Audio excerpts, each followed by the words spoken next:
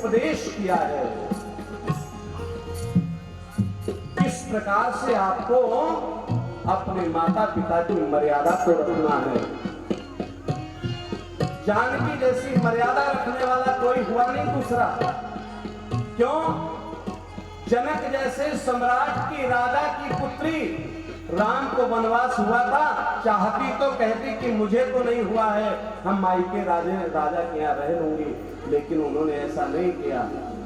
वाल्मीकि रामायण में यहां तक आता है, जब राम जी चलने लगे तो बोले सीता वहां पर बड़े कंटका किरण मार्ग हैं, तुम वहां न चल सकोगी। तो सीता मैया ने कहा प्रभु बुरा न माने, आप चक्रवर्ती सम्राट के बेटे हैं, लेकिन मैं विदेहराज जनक की बेटी हूं, इसलिए मैं तपस्या में आपसे आगे आगे चलने में सक्षम हूं। कितना दिव्य स्वरूप है जानकी का। जानकी जी की विदाई हुई है महाराज, और जैसे ही लक्ष्मी जी आई है कहां? श्री अवध में। जब तेरा ब्याही घर आए, नित नव मंगल बोध हमारे। इतना दिव्य उत्सव है कि चारों तरफ जो है आनंदातिरेक हो रहा है। नारायण थे तो लक्ष्मी जी भी आ गई, लेकिन राम लीला करते हैं मर्यादा में रह करके, कृष्ण भी लीला करते हैं, कृष्ण की लीला प्रकट हो जाती है, राम की लीला प्रकट नहीं होती है। आज ऐसा ही हुआ। श्रीमान भरत जी शत्रुघ्न जी ननिहाल चले गए, और इधर मंथरा ने क्या किया? कैकेयी की बुद्धि बिगाड़ दी। जैसे बुद्धि बिगाड़ी है, बड़ी विचित्र स्थिति आई। वो कैकेयी जो सबसे ज्यादा राम को प्रेम करती, वो आज कोप होने जाकर के बैठ गई। कब बैठ गई? जब राम के राज्याभिषेक की तैयारी हो रही थी। समस्त अवध सजाया जा रहा था, और ये कोप भवन में जाकर के बैठ गई। श्रीमान दशरथ जी को पता चला, सुमंत्र जी ने बताया, ये उसके महल में गए और समझाने का प्रयास कर रहे हैं। कहती है आपने कहा था 2 वरदान देंगे, वो वरदान आज मुझे चाहिए। तो बोले वरदान, इसके लिए कोप भवन में आने की क्या जरूरत है, तुम मांगो तो सही। बोले तुम दे न सकोगे। बोले रघुकुल रीति सदा चली आई, प्राण जाए पर वचन न जाई। दूंगा कैसे नहीं, तुम मांगो तो सही। जैसे ही कहा तो उसने सबसे पहले क्या कहा? हमें भरत को राजगद्दी चाहिए, और 14 वर्ष का राम का वनवास। और ऐसे वनवास नहीं चाहिए कि सैनिक वगैरह लेकर के चले गए चले आए। बोले फिर तापस वेश विशेष उदासी, 14 वर्ष राम वनवासी। तपस्वी के वेश में जाएं, राजा के बेटे के रूप में नहीं, बलकल वस्त्र धारण करके जाए। राजा ने बड़ा समझाने की चेष्टा की, नहीं समझा पाए, राजा मूर्छित हो गया। महाराज चक्रवर्ती सम्राट मूर्छा खा करके पड़े हुए हैं।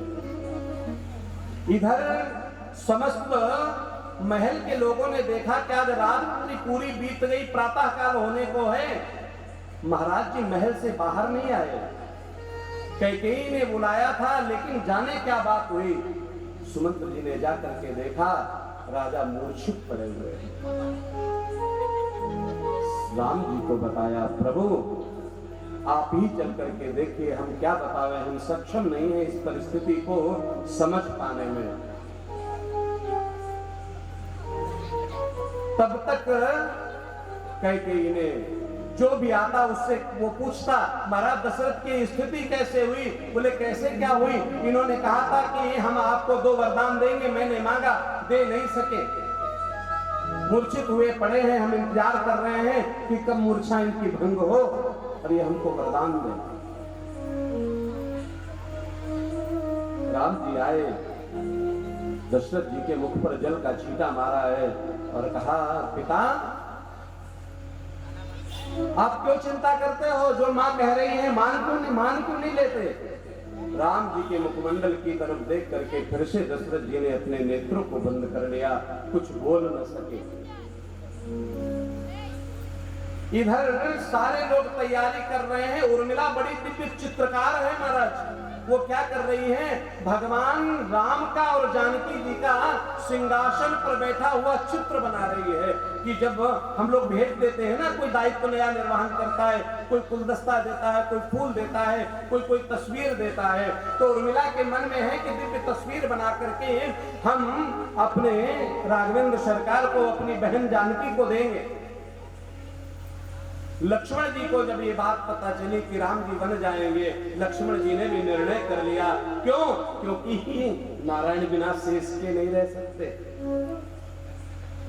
बिना लक्ष्मण के राम रह नहीं सकते। इतना भाई भाई में प्रेम है।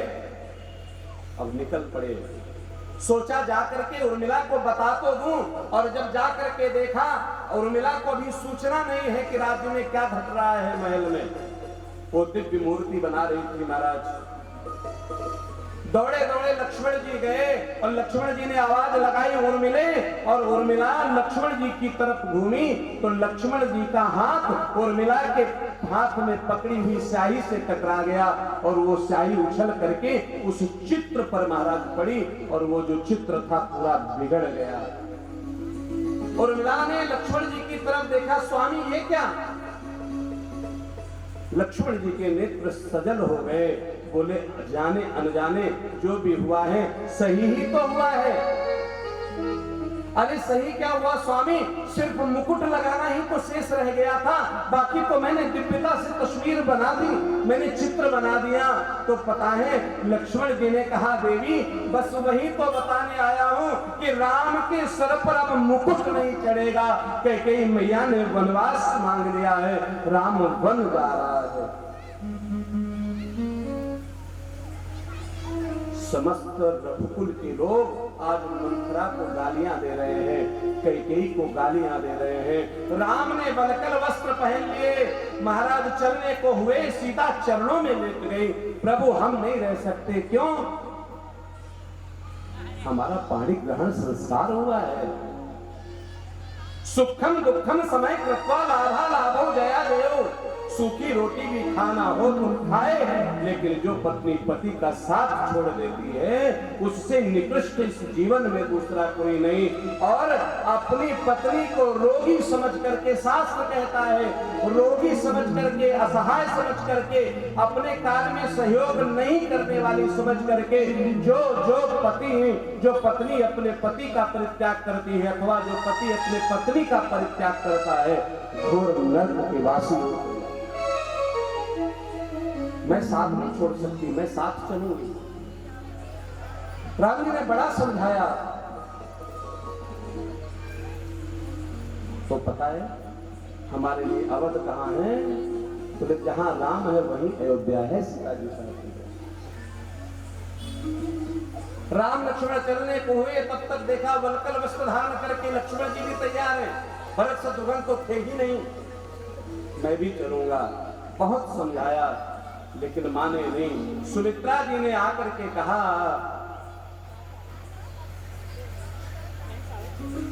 राम यहाँ है तो शत्रुघ्न, तुम अपनी सेवा के लिए लक्ष्मण को लेकर के जाओ। उर्मिला की तरफ एक बार देखा है और उर्मिला ने लक्ष्मण जी को जैसे सहर्ष कहा कि स्वामी मैं तुम्हारा इंतजार करूंगी, आप भ्रातृ धर्म का पालन करने के लिए सहर्ष चले जाओ। ऐसी सहयोगी पत्नी अगर मिल जाए तो घर में स्वर्ग उतरता है महाराज। आज जैसे ही वलकल वस्त्र धारण करके निकले हैं, लोग कैकेयी को गालियां देने लग गए हैं।